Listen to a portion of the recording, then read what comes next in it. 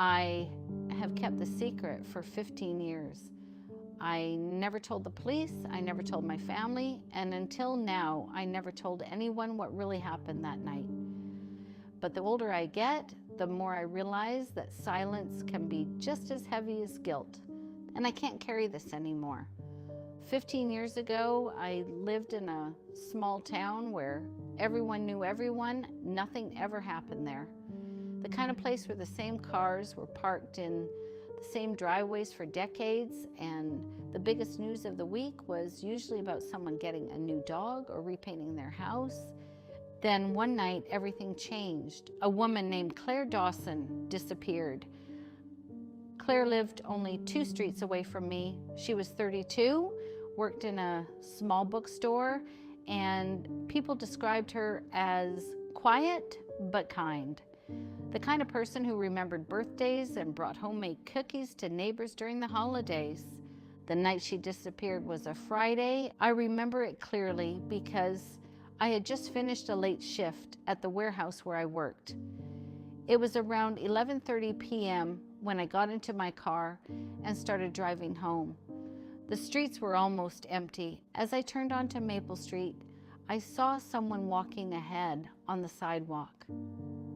At first, I didn't recognize her, but as I passed under the streetlight, I realized it was Claire. She was walking quickly, like she wanted to get home as soon as possible. A black pickup truck was parked about 20 meters ahead of her. At the time, I didn't think much about it, but something about the way the engine was running caught my attention. The headlights were off, but the engine was on, and someone was sitting inside.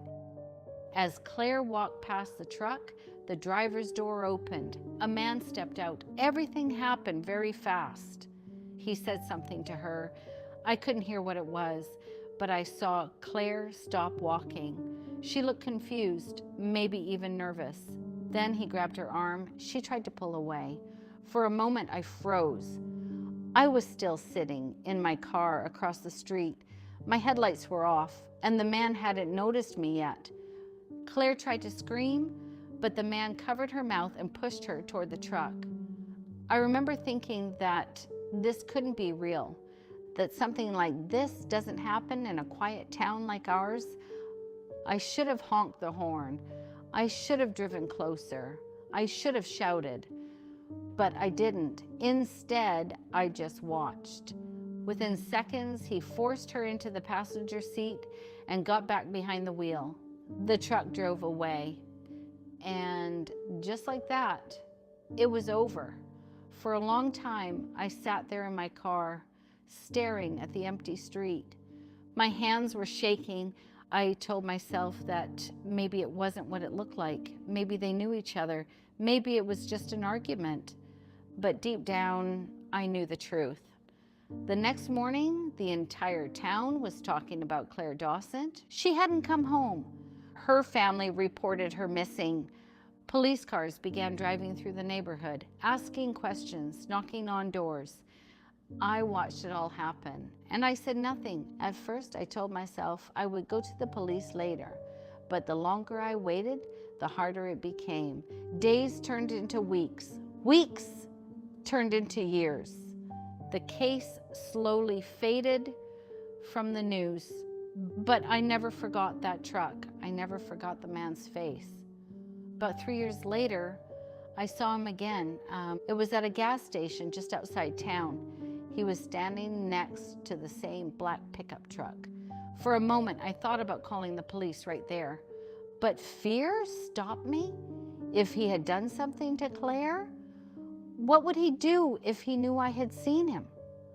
So again, I stayed silent. 15 years have passed since that night. The case of Claire Dawson is still officially unsolved, but I know something the police never knew. I know the face of the man who took her. And the worst part is that if I had spoken that night, if I had simply called the police, Claire Dawson might still be alive today. I never told anyone what really happened in that hotel. For years, I convinced myself it was just Something strange, something I misunderstood. But the truth is, I know exactly what I saw. 10 years ago, I worked the night shift at a small hotel on the edge of the city.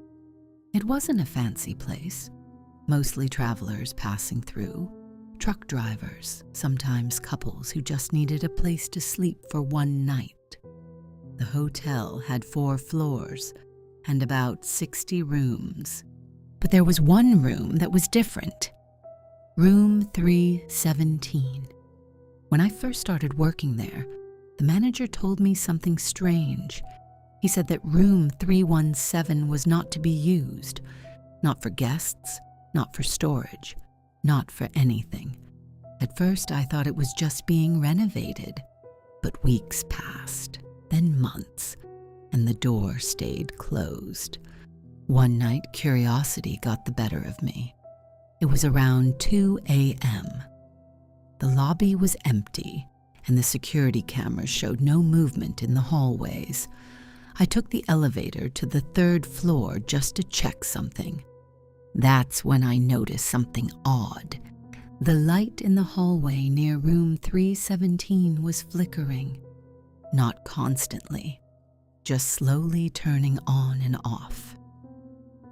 I walked closer to the door.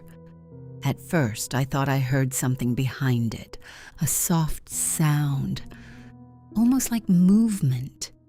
But that made no sense, because the room was supposed to be empty. The door was locked, but the hotel master key could open every room. I stood there for a long moment, thinking about whether I should do it. Finally, I slid the key into the lock. The door opened slowly. The room looked normal at first. A bed, a table, a chair near the window. But the air inside felt strange, like the room had been closed for years. I stepped inside and turned on the light. That's when I saw it. The bed had straps attached to the sides of the frame, like something you would see in a hospital. And on the table next to the bed were several empty bottles and medical gloves. My heart started beating faster. None of this made sense in a hotel room. I looked around the room again. That's when I noticed something else. The carpet near the bed had a darker stain on it. Old, but still visible. I suddenly had the feeling that I shouldn't be there. I turned to leave, and that's when I heard the elevator doors open in the hallway. Someone was coming. I quickly stepped out of the room and closed the door just as the manager walked down the hallway toward me. He stopped when he saw me standing near room 317. For a moment, he didn't say anything. Then he asked one simple question. "What are you doing here?" I told him I was just checking the lights in the hallway. He looked at the door of room 317 for a long moment. Then he said something I will never forget. "Some doors stay closed for a reason." The next morning, I noticed something strange. Room 317 was gone. The number had been removed from the door. The door itself had been repainted, and when I checked the hotel system, the room didn't exist anymore.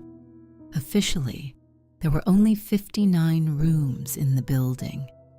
A few months later, I quit that job, but sometimes I still think about that night, about the straps on the bed, about the stain on the carpet, and about the fact that someone went to great lengths to make sure that room never officially existed. 3 months after my mother died, I discovered something that changed everything I thought I knew about my life. At first, it seemed like a normal day. My sister and I were cleaning the old house where we grew up, sorting through boxes, photo albums, and things our mother had kept for decades. Most of it was ordinary. Old birthday cards, school pictures, letters from relatives. But in the back of my mother's closet, we found a small wooden box. It was locked. My sister assumed it was just jewelry and said we should leave it alone for now. but something about that box felt different. It looked old and worn, like it had been opened many times over the years. Later that night, when I was alone in the house, curiosity got the better of me. I opened it. Inside were dozens of letters, and none of them were addressed to my father. I never planned to tell anyone this story. For most of my life, I believed the same thing everyone else in my family believed. I thought my childhood was normal. I thought my parents were just quiet people who didn't talk much about the past. But 2 years ago, I found something that changed everything I thought I knew about my own life. It started with a box. My mother had passed away earlier that year, and my sister and I were cleaning out the old house we grew up in. Most of the things were exactly what you would expect. Old photo albums, kitchen utensils, letters from relatives we barely remembered. But in the back of a closet in my mother's bedroom, we found a small wooden box. It was locked. My sister assumed it was just jewelry and suggested we leave it alone, but something about it made me curious. The box was old and worn, like it had been opened and closed thousands of times over the years. Later that night, when I was alone in the house, I managed to open it. Inside were letters, dozens of them. Some were very old, written on yellowed paper, with dates going back more than 30 years. Others were newer, written only a few years before my mother died. But what caught my attention wasn't the letters themselves. It was the name on the envelopes. None of them were addressed to my father. Every single one was addressed to someone named Daniel Carter. At first, I thought maybe it was an old friend of my mother's. But then I opened one of the letters, and the first sentence changed everything. My son is growing so fast. I wish you could see him. My hands started shaking as I read the rest. The letter wasn't about a friend. It was about me. The more letters I read, the more confused I became. My mother had been writing to this man for years. In the letters, she talked about my birthdays, my school, the day I learned to ride a bike. She wrote about my life. But the strangest part was this. Every letter ended the same way. I hope one day you will meet him. For a long time, I just sat there in silence, surrounded by these letters. There was only one explanation that made sense. Daniel Carter wasn't just someone my mother knew. He was someone important, someone who should have been in my life. The next morning, I asked my sister if she had ever heard that name before. She hadn't. So I decided to do something I had never done before. I started searching. It took weeks, but eventually I found a record. A man named Daniel Carter had lived in our town many years ago. The record showed that he had moved away shortly before I was born. But the most shocking detail was something else. The address listed in the records was the same address where my mother had lived before she married my father. At that moment, the truth became impossible to ignore. Daniel Carter wasn't just someone from my mother's past. He was my real father. For 30 years, I had believed that the man who raised me was my biological father. But the letters told a completely different story. According to the dates in the letters, my mother had met Daniel before she met the man I called Dad. Something must have happened between them, something serious enough that she continued writing to him for decades. But she never sent the letters. Every single one of them was still in that box, which meant Daniel Carter had probably never read them. I spent months debating whether I should try to find him. Eventually, curiosity won. I tracked down an old address connected to his name and wrote a short letter. I didn't tell him everything. I only wrote one sentence. I think you might know my mother. 3 weeks later, I received a reply. The letter was short, but the moment I read the first line, I felt like the ground disappeared beneath my feet. I have been waiting my whole life to hear from you. We met a month later. Daniel Carter looked at me for a long time before saying anything. Then he said something I will never forget. You look exactly like your mother. That was the moment I realized something even more painful. My father, the man who raised me, probably knew the truth all along. But he chose to raise me anyway.